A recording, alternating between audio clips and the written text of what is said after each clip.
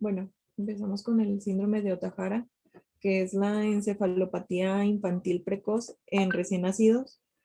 Es una encefalopatía epiléptica de inicio temprano en la vida y se asocia a una hiperglicemia no cetósica. Se caracteriza por espasmos tónicos con un electroencefalograma anormal en donde hay periodos de suspensión de voltaje y paroxismos de polipuntas generalizadas con un predominio al despertar y en sueño profundo. En sí no se desconoce bueno, se desconoce cuál es la frecuencia de este síndrome, pero es de los síndromes epilépticos refractarios que tienen peor pronóstico en recién nacidos. Y pues las principales causas son la encefalopatía hipóxica isquémica, los errores innatos del metabolismo o alguna malformación congénita del sistema nervioso central. En su cuadro clínico se manifiesta en el periodo neonatal con crisis tónicas en salvas. Em, en sí no hay predominio de horario, pero hay un deterioro neurológico progresivo según la recurrencia de la crisis. En caso de que el paciente sobreviva, va a haber una evolución en la enfermedad y se puede modificar a síndrome de West o al de Lennox-Gastaut y pues se diagnostica por encefalograma y su característica principal es el paroxismo generalizado en polipuntas que se asocia a brotes de suspensión, que entre más prolongado sea, pues peor pronóstico va a tener. Y pues aquí, Ok, estamos en el Ohtahara, ¿verdad? ujú. Bien, entonces, la clínica dura, ¿cómo se llaman los tipos de crisis que tiene el Ohtahara? Crisis tónicas en salva. Sí, pero más se llaman espasmos tónicos. Espasmos tónicos. Espasmos tónicos porque le da y se relaja. No es como una tónica sostenida que dura bastantes segundos, sino que se pone duro, duro, duro y luego se relaja. Duran más de 10 segundos, más o menos, pero no se acerca al minuto como sería una crisis tónica. Y son niños que tienen retraso psicomotor. Normalmente la causa es estructural, es decir, hay una malformación cerebral de fondo en ellos. Y el electro es como lo pusiste ahí, brote supresión. Ahí en la imagen se ve clarito. El brote son los picos estos y la supresión es cuando se queda como recto. Luego brote y luego supresión, brote y luego supresión. Los picos son los brotes y la supresión es cuando está como recta la línea, ¿sale? Eso es típico de un Ohtahara, asociado principalmente a disgenesia cerebral, malformaciones cerebrales. ¿Y el tratamiento cuál es? De esos no puse No lo los... buscaste. Bueno, entonces lo decimos al final, cuando veamos tratamiento. Dale. Siguiente.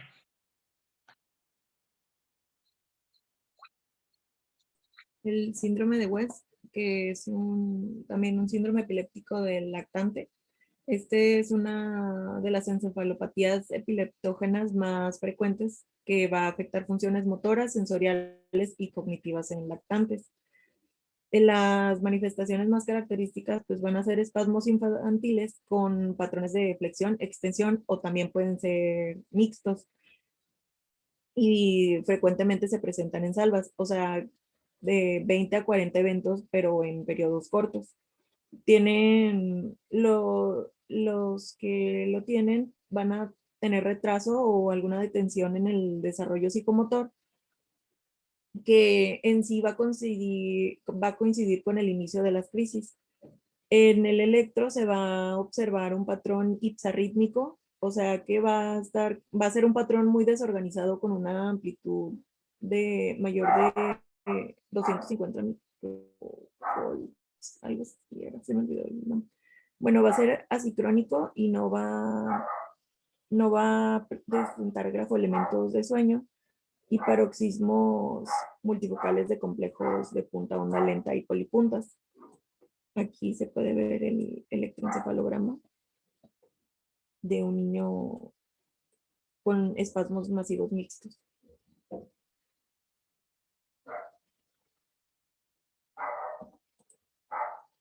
Y pues las crisis de espasmos epilépticos van a ser contracciones axiales que van a ser breves, pero también van a ser bruscas. y van a durar alrededor de 0.2 a 2 segundos, o sea, van a ser muy cortas. Y van a ser más frecuentes en flexión que en extensión. Se van a repetir en salvas y van a estar separados alrededor de 5 a 20 segundos. Las crisis se pueden acompañar de llanto o solamente puede haber una contracción del cuello o alguna elevación en los ojos. Las asimetrías o elementos focales en los movimientos de los ojos, de la cabeza o las extremidades, o algún automatismo o el nixtagmo van a orientar a la lesión cerebral. Y la frecuencia diaria de estas crisis va a ser muy alta, sobre todo durante la transición del sueño-vigilia, y pueden haber crisis focales previas o conjuntas a los espasmos.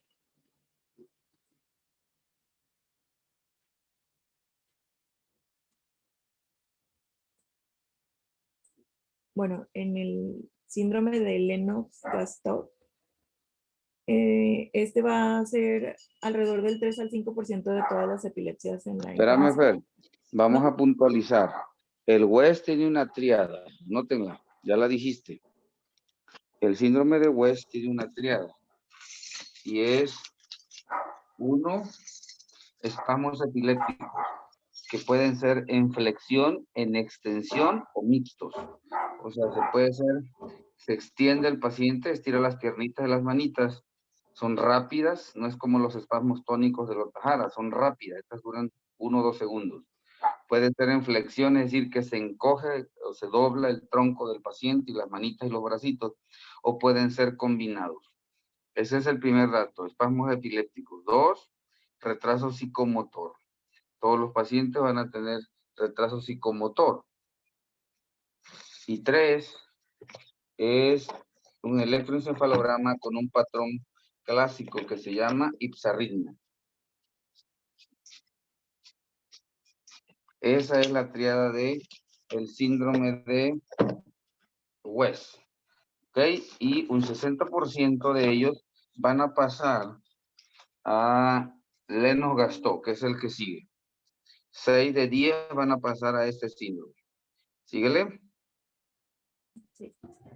Bueno, sigue el síndrome de Lennox-Gastaut. Pues como ya dije, representa alrededor del 3 al 5% de todas las epilepsias infantiles.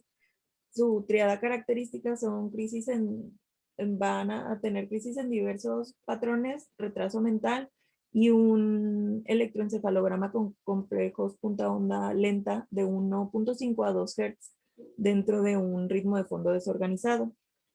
Las crisis van a ser generalizadas y van a ser de diversa índole. Pueden ser parciales, tónico-axiales, atónicas, neoclónicas, pueden haber ausencias típicas y tónico-clónicas. También el retraso mental puede ser de grado variable y en el electro como ya dije, se aprecia un ritmo de fondo anormal. Hay una pérdida de los grafoelementos del sueño y paroxismos generalizados y multifocales en una punta onda lenta de 2 Hz. Y aquí a un lado hay el ejemplo del electro de un electroencefalograma sin integración de ritmo de fondo. Ok, entonces el Lennox-Gastaut tiene igual otra triada.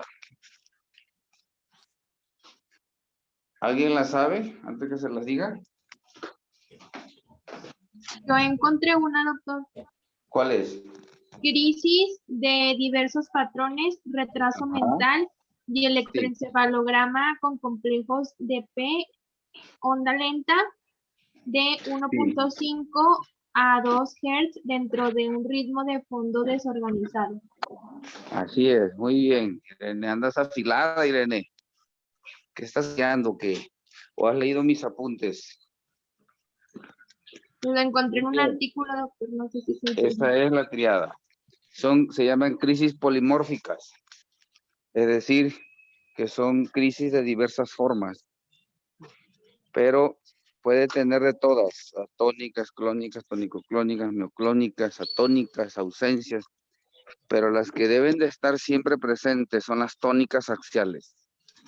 Nótenlo. Son polimórficas, tienen de todo, pero la que debe de estar siempre son las tónicas axiales. Y luego tiene retraso mental, que inicia como un retraso psicomotor, luego se hace un retraso mental. Y por último, un electroencefalograma desorganizado, se llama caótico, con punta onda lenta de alto voltaje. Desorganizado, completamente feo. Es un cerebro muy, muy dañado, que tiene muchas alteraciones y demasiada actividad cerebral, paroxística, epiléptica. Listo. ¿Qué síndrome sigue? El de Dravet. Sí. El de Dravet va a tener crisis generalizadas o unilaterales, que van a estar desencadenadas estas por fiebre durante el primer año y a los 2 años se modifican a crisis parciales, mioclónicas y atónicas, y todas estas van a ser de difícil manejo. Reserva entrenamiento pensado. Después de los 2 años va a haber una regresión de las habilidades que se adquirieron o se va a detener el desarrollo cognitivo de la personalidad. Este es del grupo de las epilepsias y síndromes epilépticos que no son no determinados como focales o generalizados. En este síndrome, como ya dije, pues la historia de crisis febriles va a ser alta. Bájale a la tragadera. Y la tríada van a ser crisis febriles antes del año, que a los 2 años van a cambiar a crisis mioclónicas, ausencias típicas, crisis parciales simples o complejas. Sí, te digo. Ese día le tocan los 12,000 kilómetros. Me los eché en 5 meses y medio. Dicen que debe durar 1 año, pero no lo sé, 5 meses y medio. Es un vago. Sí, son los viajes a la frontera y a Moncloa. Ahí es donde empieza el rollo.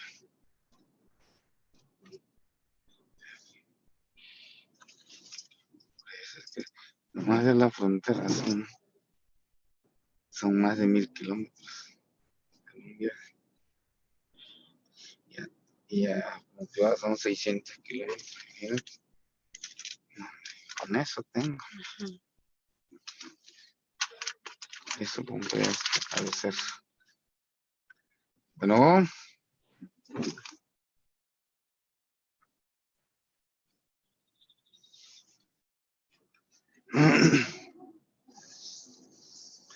Bueno.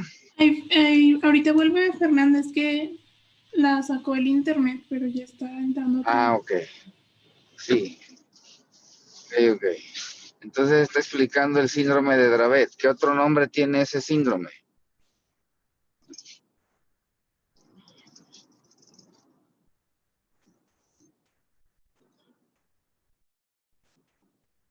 Jóvenes, ustedes lo buscaron. Ese síndrome fue descrito por Charlotte Dravet, todavía vive.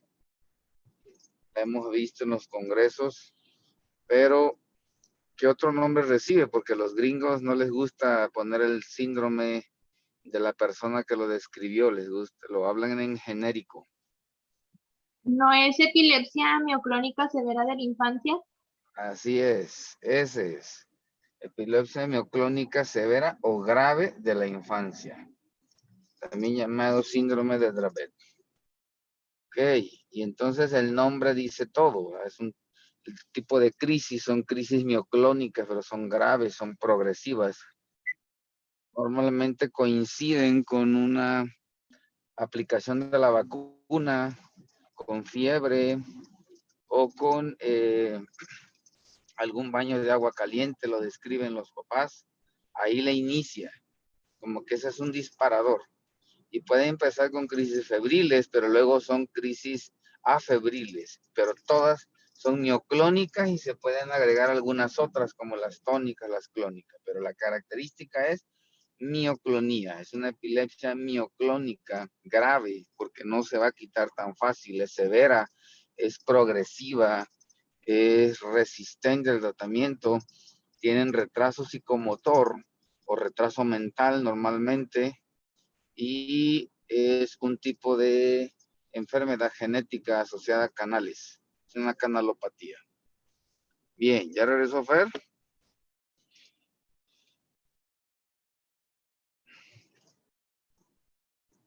¿Jóvenes? Aún no. No, sigue batallando con su internet, pero ya me está mandando la exposición para proyectarla yo y ella va a entrar desde su celular. Ok. Entonces, después del síndrome de Dravet, tenemos el síndrome de Dus y el síndrome de Jans. ¿Cuál es el síndrome de Dus? ¿Cómo se le llama también? Se escribe 12. ¿Qué otro nombre recibe? Porque en ese otro nombre está la explicación de su cuadro. Sería la de epilepsia con crisis mioclónicas astáticas. Astática. Muy bien, Perla. Crisis mioclónico-astática. Es decir, también tiene mioclonías.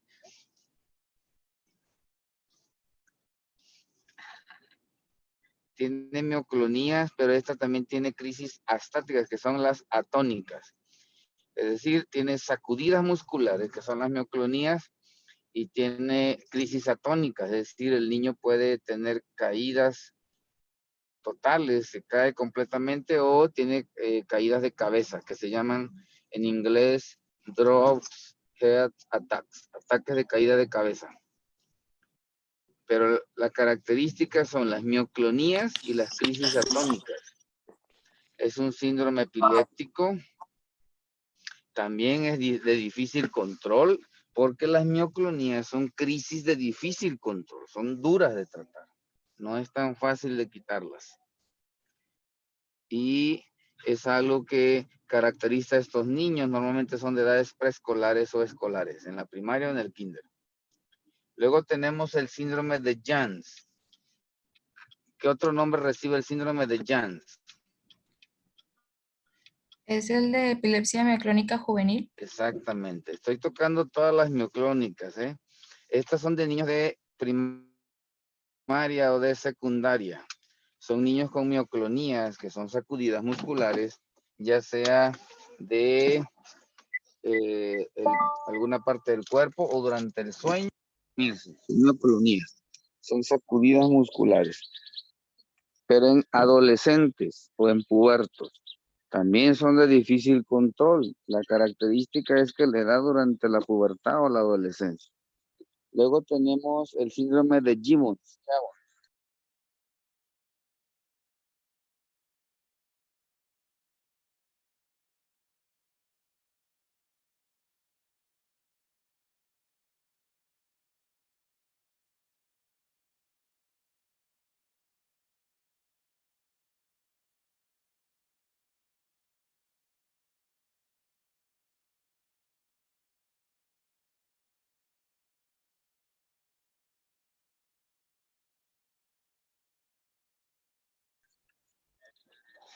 ¿El síndrome de Gibbons cuál es? Porque estoy tocando todos los mioclónicos. La epilepsia mioclónica en ausencia. A ver, defínemelo más. Pues lo tengo que se caracteriza como con una triada de mioclonías palpebrales Sí. inducidas por el cierre ocular, acompañadas o no de ausencia, con un patrón del electroencefalograma con polipunta honda generalizada y respuesta fotoparoxística, con estimulación luminosa y intermitente. Exactamente. Correcto. Es una triada. Y también son mioclonías palpebrales con crisis de ausencia. Y con el fotoestímulo, con la luz, se generan las descargas y también al cierre ocular. Muy bien. ¿Ya regresó Fernanda? Ahí voy, es que estoy batallando para poder proyectar la presentación porque mi computadora no quiere agarrar internet. Ah, qué caray. Entonces vamos pásase a la otra. Como quiera yo le voy avanzando. Sí, voy, es que estoy tratando de mandarla, pero como está en la computadora, no me deja, como la computadora no agarra internet, no me deja mandarla. Ah, ok. Bien. Y luego tenemos el síndrome de Panayotopoulos. ¿Qué otro nombre recibe ese síndrome? Panayotopoulos es un griego, es un nombre, es un neurólogo Es la griego que epilepsia occipital benigna. exactamente, epilepsia occipital benigna, y está asociada a crisis del lóbulo occipital, es decir, que tiene que ver con alteraciones en la visión y da un tipo de descargas cuando tú veas al paciente que presenta alteraciones visuales, que las manifiesta con fotopsias, con centellos, con escotomas, etcétera, asociadas también a veces a náusea, vómito y cefalea. Entonces, eso, si no es otra causa, tienes que sacar un electroencefalograma y descartar que no sea una epilepsia occipital que se llama síndrome de Panayotopoulos. Bien, luego tenemos el síndrome, o si quieres verlo explicando así, a capela, nada más, aunque no tengamos las imágenes. Sí, bueno, es... ¿Cuál? ¿Cuál? El que sigue es El el de Rasmussen. Rasmussen, sí. Ajá. Bueno, este va a ser es un trastorno cerebral inflamatorio que va a afectar a un hemisferio cerebral de forma crónica y progresiva. Se va a manifestar con crisis convulsivas resistentes a los tratamientos convencionales y en sí va a culminar con un deterioro neurológico muy grave, ya con hemiparesia, hemianopsia, trastornos sensoriales, disartrias, disfasias y trastornos psiquiátricos. Y va a representar como que el ejemplo paradigmático de las epilepsias con más graves secuelas. Sí. Otra vez, dime lo que dijiste al inicio. De las crisis ¿Es que se un qué? manifiesta con, que es un trastorno cerebral inflamatorio Ajá. que va a afectar a un hemisferio cerebral de Ahí está el manera punto. crónica y Ahí, progresiva. ahí está el punto. Es un síndrome refractario, duro de tratar. Y generalmente afecta un hemisferio del cerebro. Imagínense la gravedad. Por lo tanto, pues se van a dañar todas las funciones de ese hemisferio. O sea, es grave. Y lo más difícil es que no es controlable, tan sencillo. Y normalmente terminan en hemisfectomía. Y tiene Puede 3 quitar una fases, parte de... ¿no? Bueno, Ajá, estadios, ¿no? sí, ¿cuáles son? El estadio 1, que van a ser crisis epilépticas focales simples, motoras o somatosensitivas, o una epilepsia parcial continua. En el 60% pueden haber crisis focales complejas sin automatismos o pueden ser secundariamente generalizadas.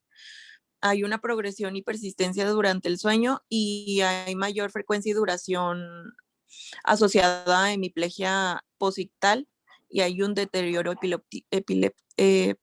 epiléptico en semanas a meses. Y en el estadio 2 pueden ser de 3 meses a 10 años del inicio y las crisis van a aumentar en frecuencia y duración y ahí ya va a haber un déficit neurológico y mental con hemiparesia permanente, hipoestesia, hemianopsia, va a haber ya discapacidad del lenguaje y intelectual. Y en el estadio 3 ya va a haber un cese del deterioro neurológico y la disminución de la severidad de la epilepsia. Ok, bien, de acuerdo. Ahora vamos con el síndrome de Kojáunikov. Ese no lo tengo. A ver, sus compañeros. Síndrome de Kojáunikov.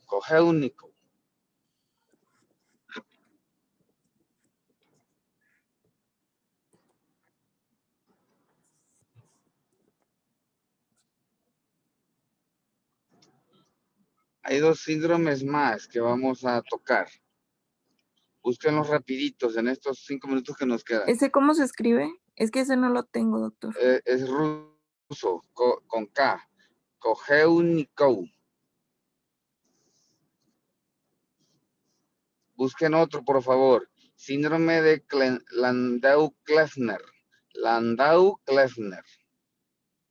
Y síndrome HHE. Rápido todos.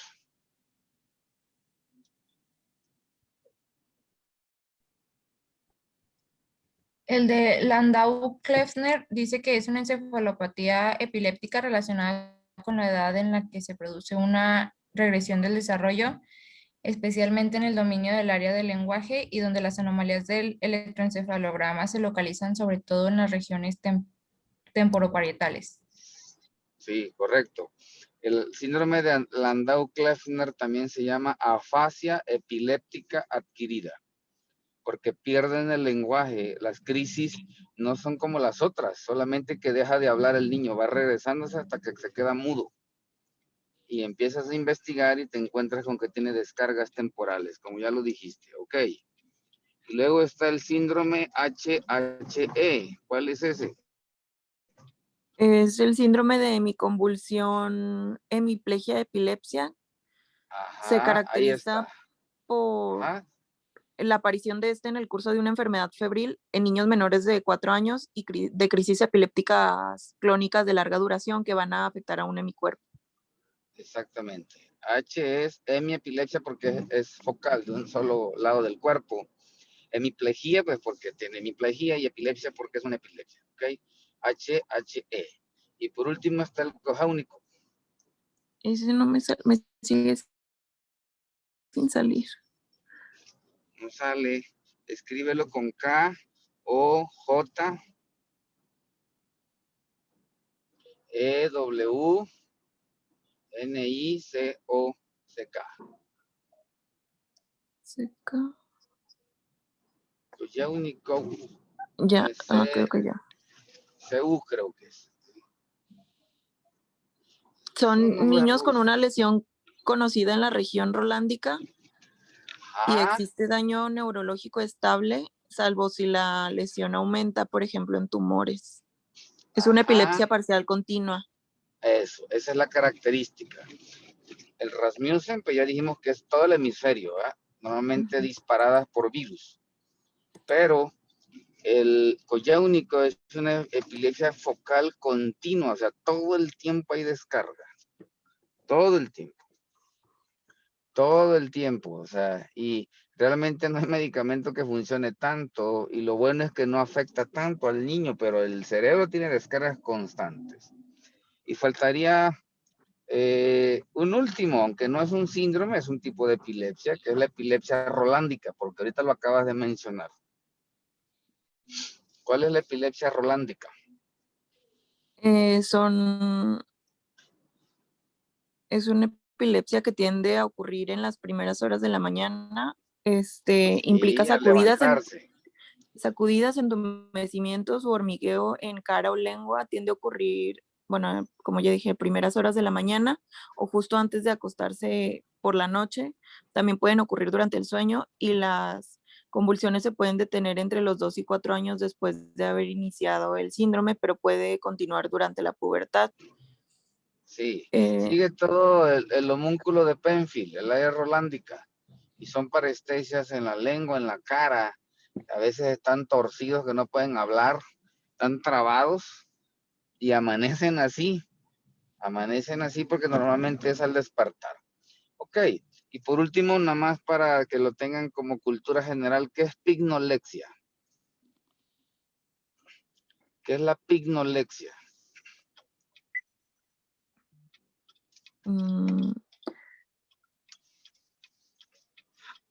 Una crisis de ausencia.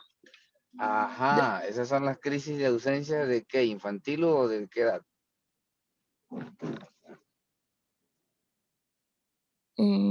Creo que es infantil. Infantil, crisis de ausencia infantil, también llamada pignolexia, ¿sale? Listo, jóvenes, en este punto de los síndromes creo que ya está claro. El punto es que tengan las triadas, las ideas generales de cómo saber que estoy ante un síndrome. Ya los diagnósticos, pues nos los echamos nosotros.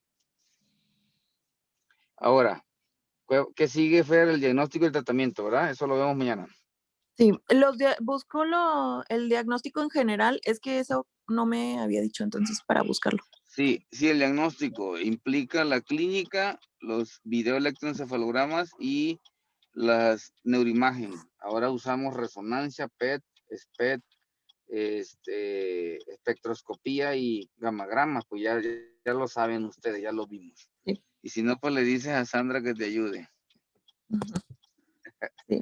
Nos vemos mañana. Hasta mañana. Hasta mañana, doctor. Gracias. Saquen la imagen que les pedí, donde venían los mecanismos de acción de los medicamentos, porque la vamos a usar. Y las Doctor, dosis no también. es en la que en la imagen del medicamento, no era el de la neurona. Sí, ese es, donde vienen los mecanismos de acción. Ah, bueno. Sale con esa imagen, explicas todo. Sí. Ahí viene todo y ya por aparte sacas las dosis de cada medicamento. Sí. En niño y en adulto, del taquetomo. Listo, jóvenes, nos vemos mañana. Hasta Bye, mañana, bye. doctor. Bye, bye.